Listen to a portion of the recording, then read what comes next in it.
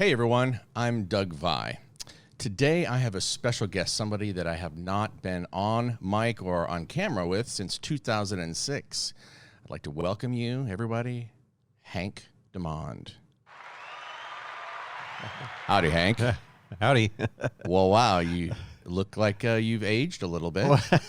Well, I got my Don Hymas haircut. Yeah. Right. No plugs, though. No, it's all my hair. That's good. That's good. The year was 2006. And do you remember, in fact... No, I've blacked out. I'm sorry. I brought something. I have ADD, so, it's all just a blur anyway. Oh. All right, so I brought out a, it's my Evel Knievel lunchbox from 1974. Wow. Okay. Well, it's in great shape, too. It really is. You tried to sell it on eBay yet? And I used to have my peanut butter and jelly sandwich in here, Right. and what I found in here was this little device here. It's an iPhone. No, it's not an iPhone. It's an iPod. iPod. Okay. Remember these? Right. Not from 74, though. No, but that was the weird thing. I think it's like, wait a minute. But the lunch pail was a fun thing. Evel Knievel was my hero. And so these iPads here. Do you know if you type podcast on Microsoft Word, it still underlines it? Like it's spelled wrong? Really? After all these years? Yeah, they just won't accept it, I guess. Well, we had the show, PI Media Pro. Pimp is what we thought. Yeah. Is that appropriate or not? But we recorded, I don't know, I think 13 episodes. Something like that. And we had a website, and we were doing podcasting in 2006. We actually formed a company called Fastcasters. Right.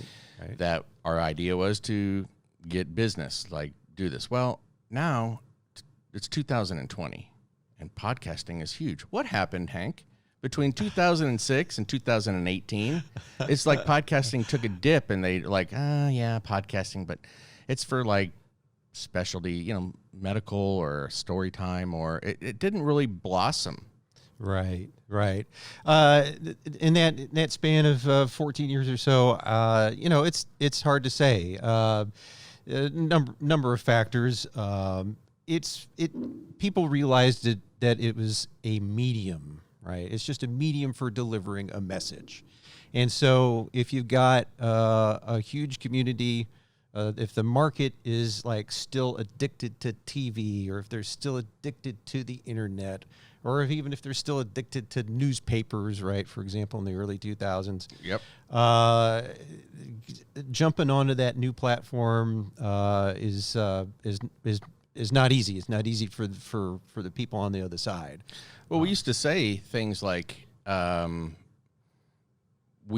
lot of our people that friends were saying, I know I should be doing something in podcasting, but I don't know what. Right. You remember that soundbite? Right. Yes. I'm actually trying to pull up that video. Let's see here. Search account. Well, and also niche markets were still a new thing. It was like Tech Talk. Remember, there was Leo Laporte and Tech Talk Yeah. Live, and then there was a Callie Lewis. She was actually from this area, the Dallas-Fort Worth area. She kind of bursted onto the scene. Right. There was a guy named Joseph Nilo who did had his own podcast and had a following. And then we were connecting with those individuals and trying to expand and get people to mention us, and then we'd mention them. We had a listener in like Australia or something. You remember that? Yeah. Oh, yeah. And we wanted to have people call in. We had a decent viewership at that time. Then we got a real job. Yeah, exactly. Exactly. And things kind of changed. And like I say, the market calls for it, and if you have a niche, if there was a niche that we possibly could have found, we could have maybe expanded into different areas or different areas of media. But as it turned out, just the short time we were together, it kind of worked for me because the company I worked for, HD Best, was interested in doing in-house kinds of stuff. Right, and the stuff that we were doing kind of helped qualify you to do what you were doing there. Right, exactly. And you were with HD Vest for 7 years, yeah. Okay. Yeah, it was a good run. It was a good run. That really was a good run. Well, I found this clip here. All right, Hank. Yeah. You wanna see something that I pulled out of my out of that lunchbox? The lunchbox, yes. Pull it out of your lunchbox. That'd be great. All right, here it is. We were featured on Fox 4 News. Do you remember that? Yeah, I remember that. Hart Bedoya. What was the? Miguel Hart Bedoya, who is, as far as I know, he's still running the Fort Worth Symphony. Yes. And we did a podcast. It was in Fort Worth.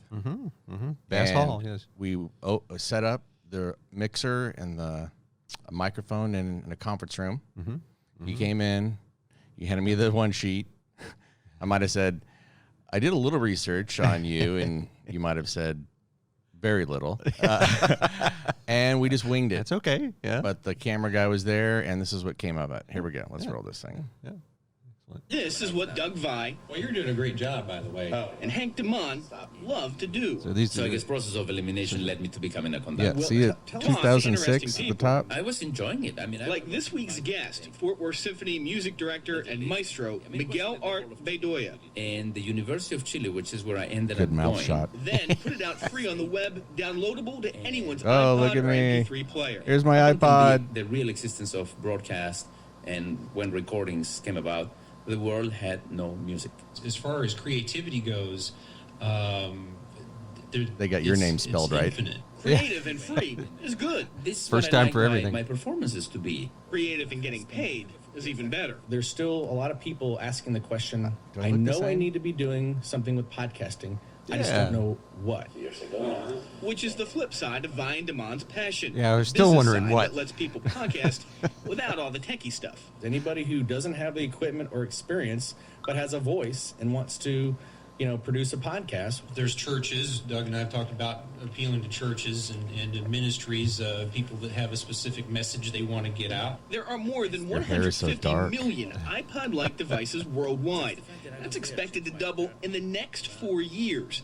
A huge potential market for corporations and for DeMond advised Fastcaster's company that could help those businesses reach that audience. So we've got the equipment, we've got the experience, we know what we're doing. I had a lot of hands-on into making music. For Vai and DeMond, The podcast for the professional independent media producer. it could pay to have passion.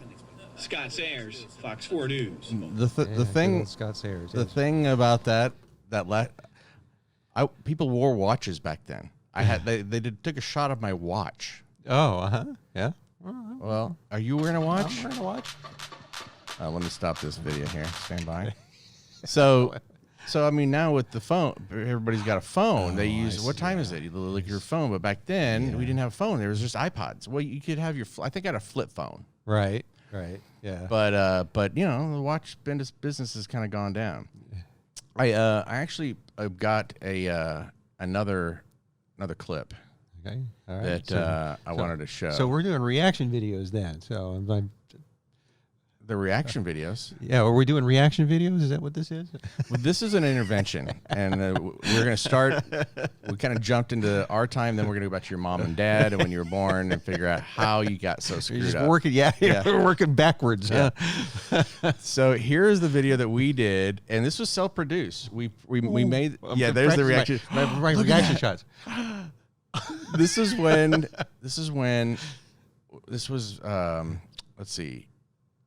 We didn't have a camera guy. We set the camera in the middle of the street, Yeah. and we had wireless lav Yeah. in Fort Worth, Yeah. Somewhere in downtown Fort somewhere Worth. down Fort Worth. So let's watch this here. Vai, host of PI Media Pro, the podcast. And this is our very first video podcast. And the way we want to kick it off this time is to celebrate one of our very own, he's actually my sidekick on the show. And it's the producer of the show, Hank. And he won an award recently at the World Fest organization in Houston. He picked up a Remy Award for his comedy short Are you piece. embarrassed about and this? And this Remy Award here is going to be presented to Hank. In fact, I remember you were Hank, like, if you don't mind okay, coming up whatever. here and accept your award, we sure would appreciate it. And boy, am I proud to be Gonna do your a 3-shot? sidekick. Way to go, producer. Hello. That's me. My name is Fickle Weed. Hank sent me here in his place to read the following statement. Here you go. There is an atrocity going on overseas. Like your flower right in your under our ear. noses. I cannot sleep because of this terrible atrocity that affects millions of citizens.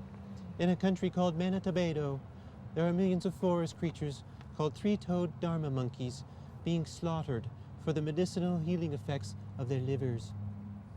Because of this, I cannot accept this award. Free the polar bears. That's pretty clever. That was good. And then this is your film. Oh, Remember that? Yeah. And Nuttin'. Well, that was what won the award. Yeah. Yeah, the one. And then we. I'll spare our viewers, our 2020 viewers, and then your hat. Award-winning Bronze Award for the comedy short film. What was the name of that piece? Well, it's called Hank Presents, a short film on postmodernism. There you go. So, hope you enjoyed that. And I really am going to take the award, by the way. don't forget to come to our website. It's www.pimediapro.com, and you can listen to the audio version of our podcast. What do we have next? Well, next week we got we talk about we're out here in the wild because we're going to be talking about. What do you mean? What are you talking about? Talking to Michael Daniel. That's right. And talking about his latest film. So check it out.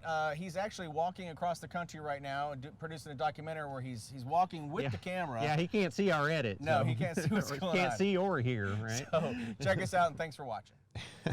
Oh, there's a part in there. I'm like, why'd you wear black? I'm the fat guy here, and you're like, oh, I don't know. I don't know what piece that was in, but boy, that was 2006-ish. Does that seem real? Yeah, I mean, so much time has gone by, man. I guess it was popular to be Texan then or something. I don't know. I don't know, but it Gotten worked. more cosmopolitan over the years, I suppose. And we don't have to there's no visuals here, but we had Jeff Crilly.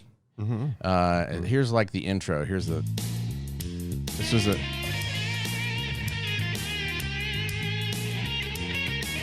How do you do, good lady? I'm Arthur, King of the Britons. King of who? The Britons. Who are the Britons?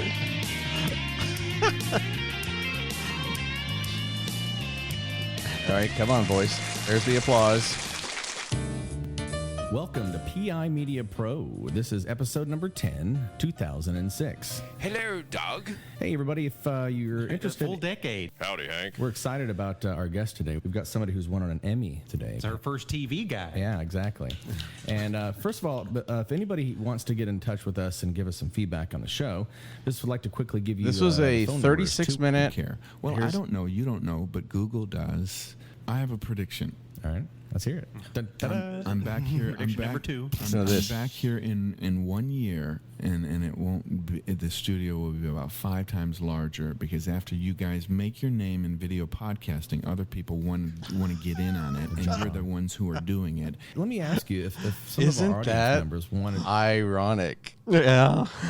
Yeah, in a couple of ways. In 2006. Yeah. Yeah, he even saw, hey, this is something unique. Yeah. We interviewed a guy named Grant Wicks from Wasp Barcode, Roy Miller. We had the Shies. Right. Kind of cards I got underneath. Thinking about that interview the other day. So this was a song. Man, when he did the 9/11 thing, I was just like, oh, 9/11 wasn't far. Family around. I'm So like, here's the just shut up. I'm in the middle of just live recording. Did the same thing. God. Yeah, he's a mess. If I walked in your shoes, would you follow? You can actually see the little shot of the screen. Pull up the screenshot of the desktop for a second. Yeah, so that's the Shies. Would I see my reflection? I don't know. Where are they today?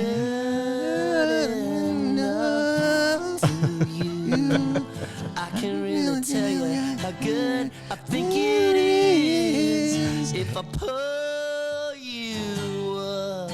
And I was like, Would you I really felt like Howard Stern at that point. right? Like, hey, we got a musical guest in the studio. I know. Anyway, I've got a whole bunch of stuff in here, and I've listened to them recently, and that's kind of what prompted me to call you after all these years, over 16, I don't know how many years it was, to see what the heck you're up to, and to acknowledge that you did a freaking awesome job. You found the guest, and you brought him in, and you had the sheet for me, and that was really cool. So I wanted to, thank you for doing a good job. Oh, well, I appreciate it. Well, no, it was it was a combined effort. It's one of those things. You gotta there's push and pull, and any kind of program, any kind of production that it requires multiple efforts, and it's just a weird combination of ADD and focus, right? So our whole shtick was when creative and technical combine, it's just exactly. I was technical at that time, and you were creative. Yes, right. Yeah, and I'm still pretty ADD. So since then, there's medicine for that, right? Yeah. I don't know about you, but I'm on it now. Oh, okay. Little Adderall action there. Yeah. Once I found out my son had ADHD, I'm like, maybe the apple doesn't fall too short from the tree. You know what? I walked that same path. I did that exact same path, and I think it was probably it had to have been right around the same time we went separate ways or whatever. Really? About 2009. Yeah, I think we made that discovery while my son was in 4th grade.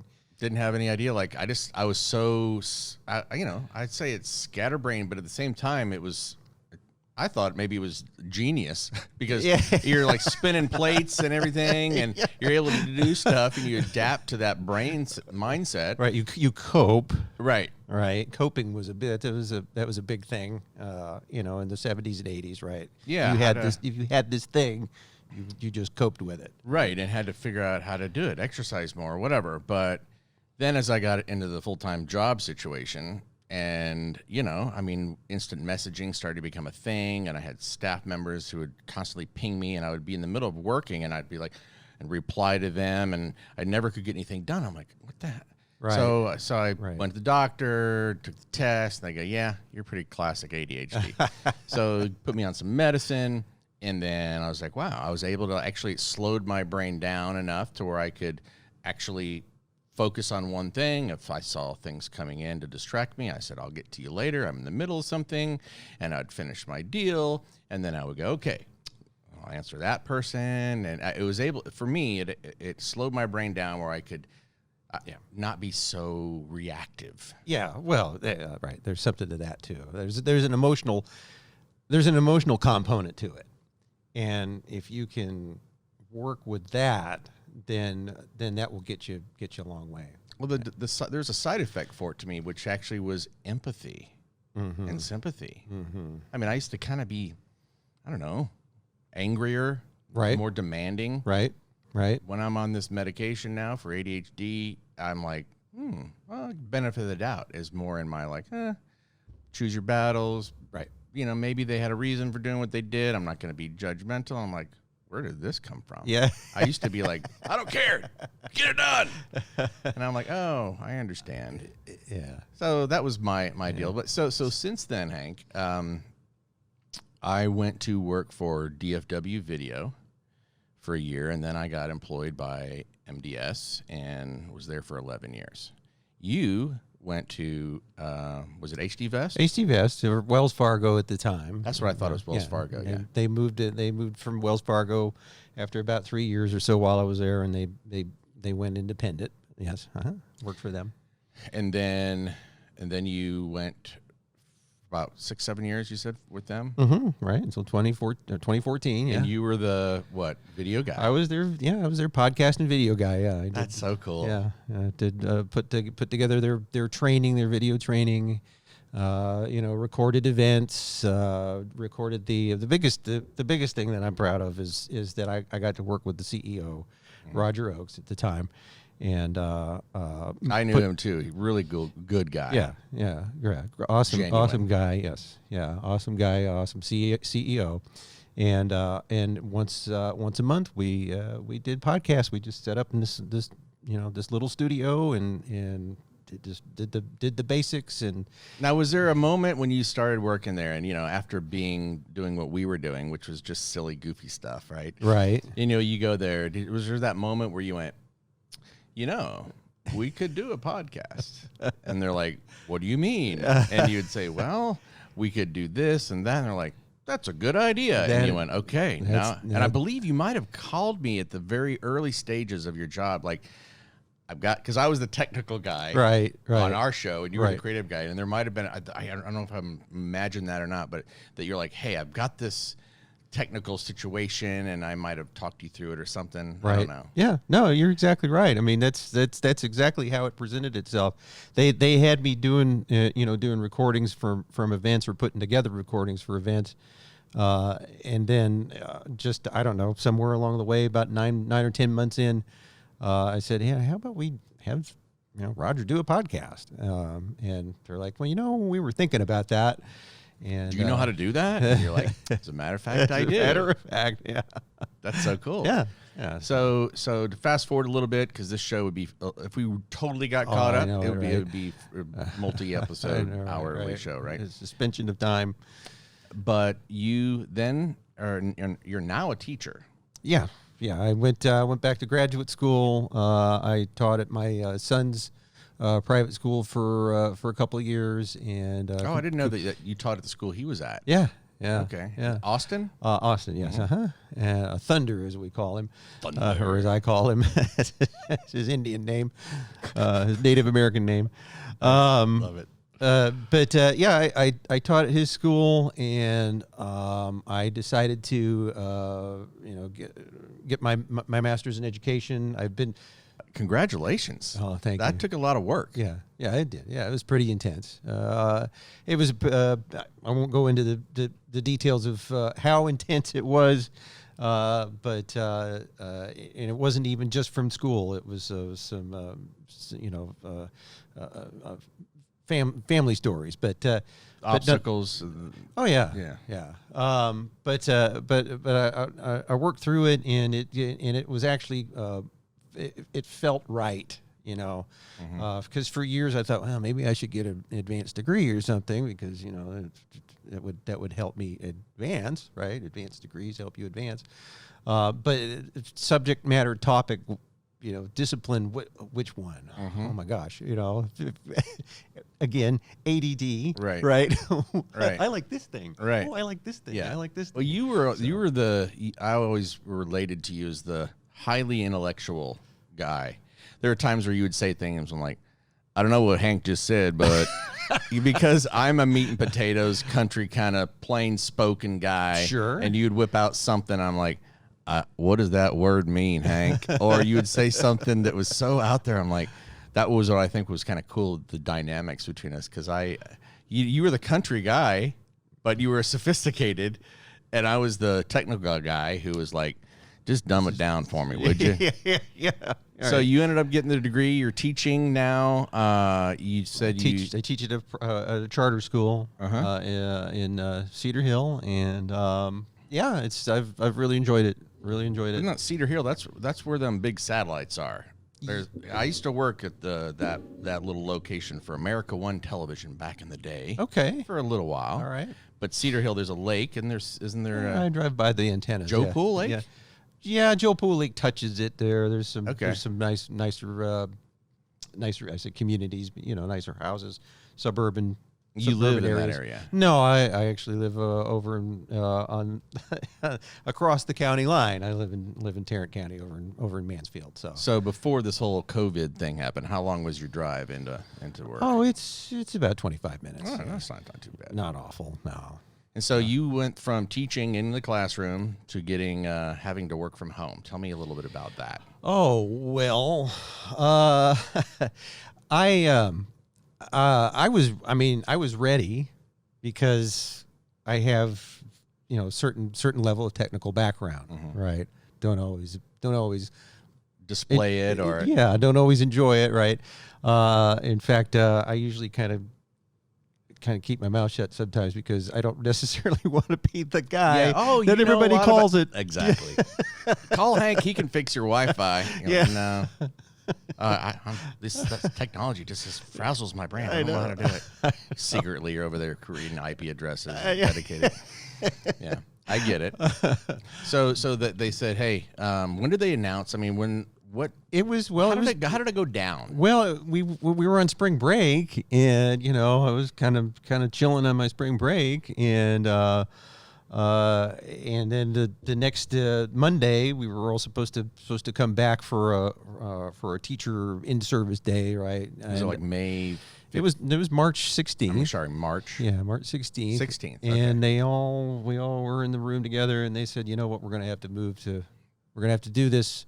Everybody's going to have to do this from home, right? And the kids are going to have to learn from home, and we're going to have to figure out in a teacher meeting kind of thing, right? Yeah, the principal got everybody together, and I had just gotten out of grad school, and so I did all my learning online, right? So doing that kind of stuff, learning online, was familiar to me, and so teaching online wasn't going to be that big of a deal. It's just deciding on what platform.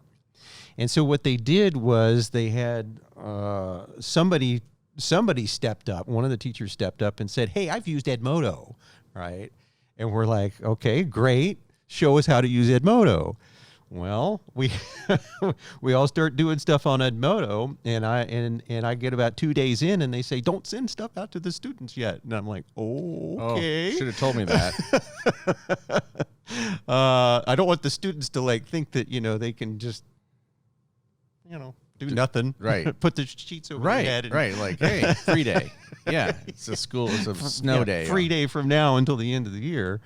I needed to stay connected to them. So, so they said, no, let's do Google Classroom instead. And so another week went by, and we started pushing stuff out. And I actually did a couple of videos for my students. How do they get in touch with the students? Because it's like, is there some kind of, do they see the TV and they hear just like school closings, like all of Denton County and Collin County or whatever counties there are, schools and then the parents go. Well, the charter schools are a little different because they can do different. That's true. They have license to do things differently, but they also will pick a district, and I think they pick Cedar Hill and said, whatever Cedar Hill is doing, I think we'll follow. We'll safely do that. The thing was. That we got them on Google Classroom, and there's an app called Remind, which we already had everybody on there. So we were communicating through Remind. I was communicating through email, and just tried to keep them updated. Said, hey, get onto Google Classroom. Here's a password. Here's your class. I tried to keep the classes together. I deviated a little bit, from what the administration wanted to do. You're such a rule breaker. I know, isn't it terrible? They wanted me to do this, but I'm going to do that. Yeah. Hey. And you still got your job? It's the education. Yeah. Good. It's the education world. What can I say? Yeah. Well. Yeah, that's a topic for another discussion, or probably for another day. Yeah, because that's going to get into philosophy. But what is it? What goes on with the screens? I mean, are you doing things? Are you using? Do they hear you and see you, or is it just assignments? Or how does it? So what they did was once or twice a week, actually, they assigned a time for Zoom meetings. Mm-hmm. Right. So. The rule was that there were 2 days or 2 hours set up each week, and then there was supposed to be office hours, another hour or so each day or something for office hours. Mm-hmm. And I thought, well, they're not going to use the office hours. They're not going to go get on any more than they have to. So So what I did was I broke it up, and as long as there wasn't a conflict with another class, I broke it up per my classes. I had 6 classes, and actually I combined one of them and made 5. Okay. Yeah, and so I did 5 1-hour meetings each week. And the kids log into Zoom? They logged into Zoom, and all from a laptop or iPad or whatever they are. Right, whatever device. And you see the little squares. Like, oh, there's Jimmy, and there's Sally, there's Jennifer. Oh, those are 90s names. So like Avery and Jamal and whatever their names are. Right. And they're there, and they can talk, and they can raise their hand, or I have a question, or yes, and once again, I deviated from policy. Get myself fired, right? I was saying, beep, walk very carefully.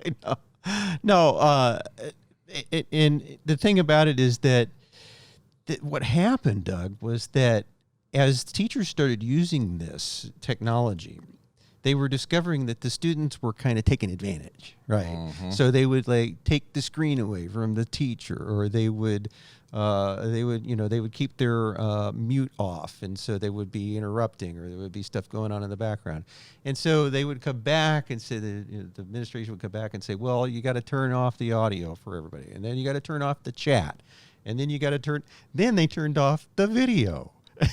So it's just audio. Yeah. You talking and them listening. Just me talking, them listening, right? Because with the And chatting, they're I all could mute. see them going, that's what she said, Sally. And, no, and you're like, oh, stop. You boys and girls, just settle down. I'm trying to tell. Okay, and so you know what I told What my age principal? group again? Well, these were sophomores. Okay. All right. Little better maturity Sure, level than your middle schoolers. I think the problem was mainly with middle schoolers. Because But- there's always the class. I was the class clown. So like I would in my day, I would have chatted something funny that I Yeah. want the whole class to laugh at. Right. Did that go on? A couple times, yeah. But what I told the administration, I said, this happens in class. Anyway, right? So Right, this is you gotta redirect them, right? And you gotta teach them a little, give them a little lesson in manners, right? And so eventually, I got it to the point where I had to chat up, and I had the audio on, and I had people's visuals. And you in could there. if you saw somebody drifting, getting just losing their attention, you'd say, "Hey, John, what do you think about that?" And they, yeah. So I read that part, and I agree with you, Yeah. Mr. DeMond. Yeah, exactly. I mean, that way I could at least see that they're paying attention. Even when they're blacked out and it's just their name and it says mute, I mean, how do I know what I'm talking to? And do you have to do things walk like, off and go to the okay, bathroom? look, some of you are not in frame. Some of you are not, I can't see you. Make sure that you're in front of the camera so I can see that you're there. And did you have to do any of that kind of stuff? Because some people's are their camera, they're nose. Or they would have their phone and they would be flopping all around. All around. I'd see the ceiling fan. For real. Oh, yeah. And you got to go, all right, come on now. Yes, Miss Gutierrez, could you please come back? Let me know you're there, please. That is so odd. Give me a thumbs up. All right. Is good. this the way education is going to be from now on, Hank? Yeah, you know what? That's a great question, and I even talked to my students about that. I even addressed that issue in a couple of the videos that I made for them. I said, but I focus mainly on high school. I mean, I've taught middle school. I've taught several grades, but I focus mainly on high school. And I noticed college students have kind of been used to this online, getting a degree online thing for maybe close to a decade, but that was voluntary, and people really didn't know if it was legit. And then now it's legit, but now high schools and middle schools, junior highs. Something that I noticed with especially juniors and seniors, there's a lot of time wasted in just having butts in seats. I mean, just being there. There's one teacher. Now, all the teachers at my charter school are great. Of course they are. They're awesome.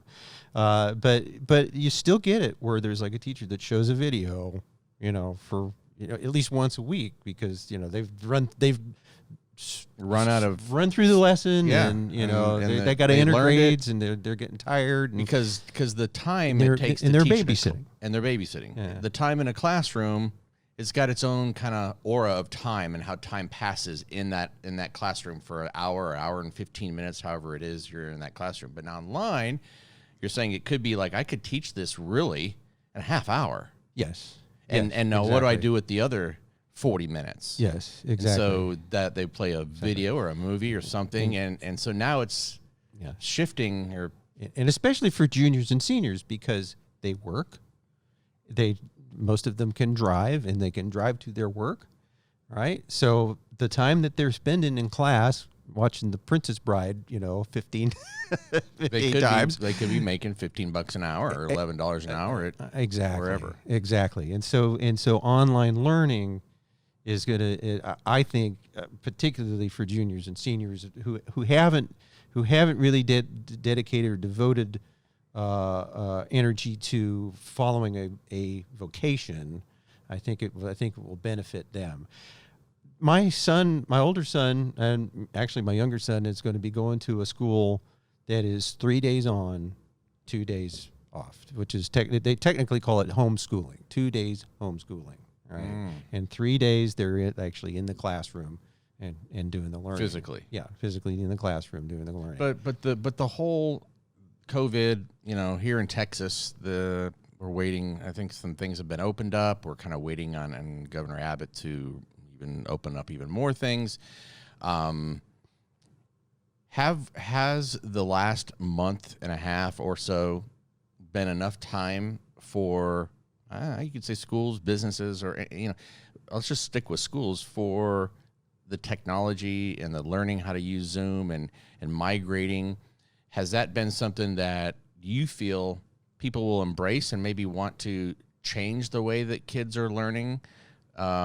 Or do you think they're just waiting for things to go back to normal so they can get back in the classroom and get bussed in and lunchtime and Well, so this is opinion. There's no right or wrong answer. But yeah, what are your thoughts on? Do you think that most of the people want to go back to the way it was, or do you think that things are going to change? I think that in the education field and public education in particular, that there is this collective thought about teachers being overworked to begin with, and it may, if it's presented well, if you get the right spokesperson, you get the right people talking about it, the right people in government and among school districts, if you get the right people talking about it, it can be an argument in favor of doing that. However, there is this contingency of teachers who are opposed to technology. They like the one-on-one stuff.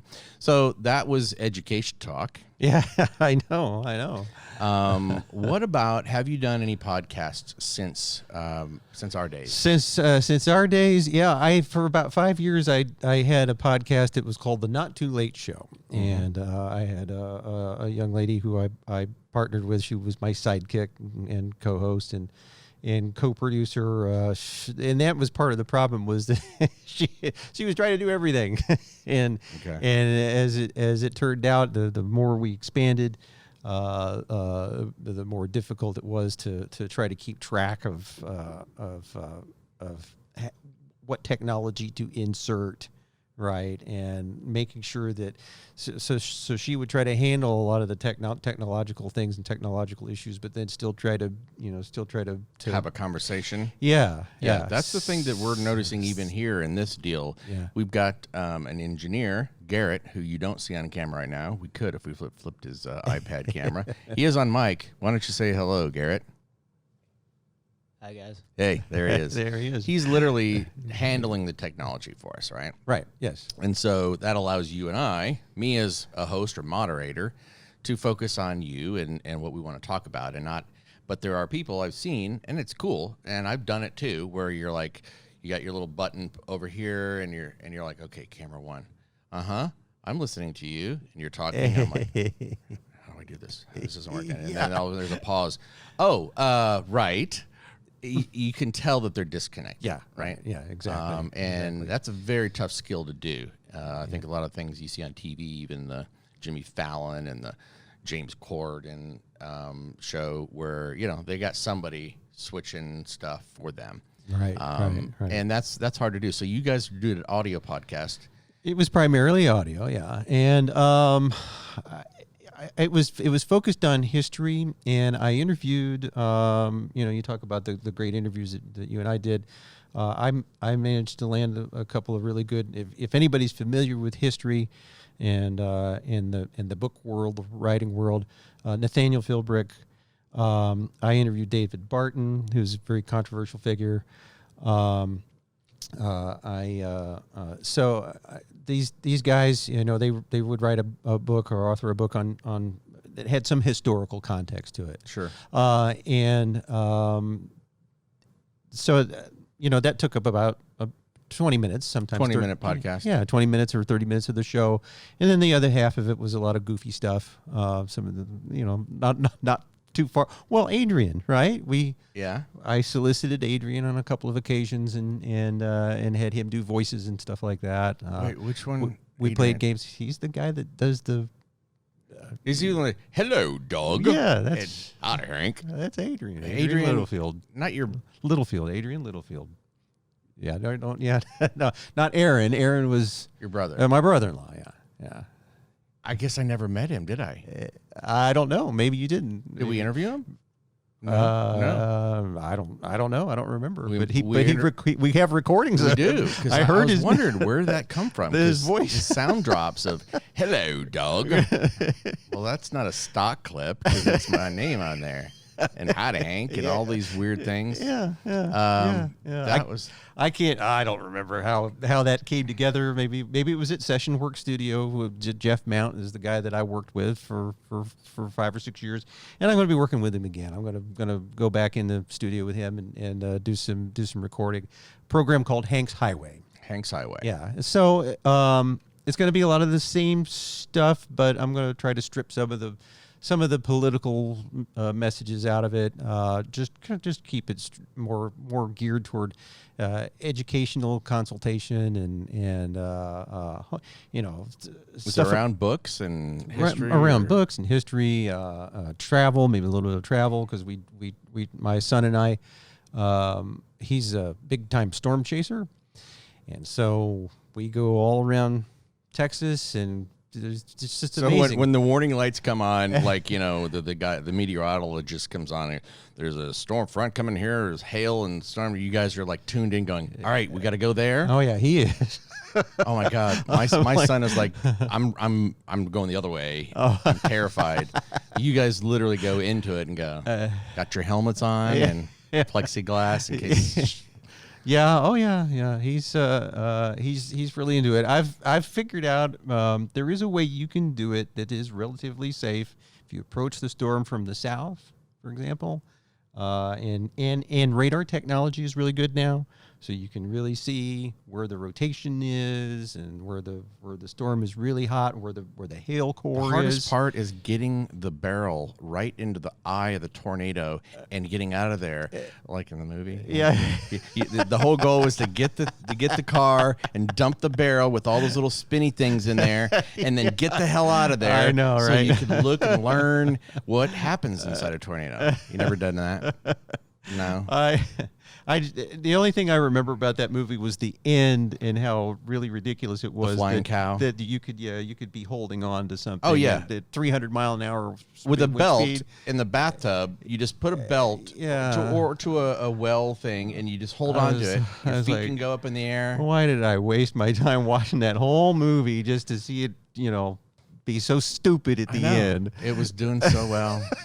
It was doing so well. You're like, okay, here comes the conclusion. You're like, really? You're gonna have showing a cow flying around and you're inside the tornado. No, hey, Hollywood. I don't. Buzzkill. So you have Hank's Highway. That's a podcast. And do you typically like to stack yours, where you record them, get them in the can, release them on a schedule, or do you just kind of record them and publish them as you do them? I've just been recording them and publishing them as I do them. Ideally, just because of the convergence of things, just how everything's kind of played together recently. I've got a good good group of people who are working with me on this, and so it might actually become a more regular thing. I'm wanting to use it as a vehicle to kind of push some of my stuff on Teachers Pay Teachers, right? If you've got a product or service or something that you want to sell and you just do a podcast, there's always opportunity for people to come across and hear about it, and right. And it's also a good way to push my wife's business, Riverbend Consulting. She does consulting for Amazon sellers, right? So, oh yes, yeah. Boy, we might have to table that one. Yeah, I know. I want to talk to you about that. A lot of for those of you out there who might be a seller on Amazon and that you or don't even know about it, there's kind of a secret society out there of people who are making a buttload of money selling stuff on Amazon, and people like me who go, oh, see, I'm going to buy this, and like, cool, Amazon Prime ships. I'm thinking it comes from the warehouse of an Amazon cloud factory with drones, or not. That's the future, but it's literally Hank who bought the TV on eBay, and it was in this case beauty products or beauty. Okay, beauty. Well, yeah, and then resells it on Amazon. And so anyway, would you like to do more podcasts with me, Hank? Yeah. Oh, absolutely. Yeah, absolutely. I'm wondering if we'll see how this one rolls and if anybody cares. But well, you always ask good questions. So, well, Hank, it's so great to see you again. It's like a flashback in time. You pretty much look the same as you did before, by the way. Oh, no. And I'd like to also give a shout out to VentureX, the future of workspace. I have an office here, and this is their video podcast studio. Great people here, great amenities. I would recommend anybody who wants to have an office and not have the commitment of paying long-term leases. You can go month to month, whether you're just starting a business or you've got a team. They've got all kinds of spaces here that you can take advantage of. Coffee, there's so many perks here. You just got to check it out and trust me. But this podcast studio is where we're recording from. So big shout out to the VentureX folks here in Frisco, Stonebrook location. And we will talk to you guys on the next one. How about that? Sounds good.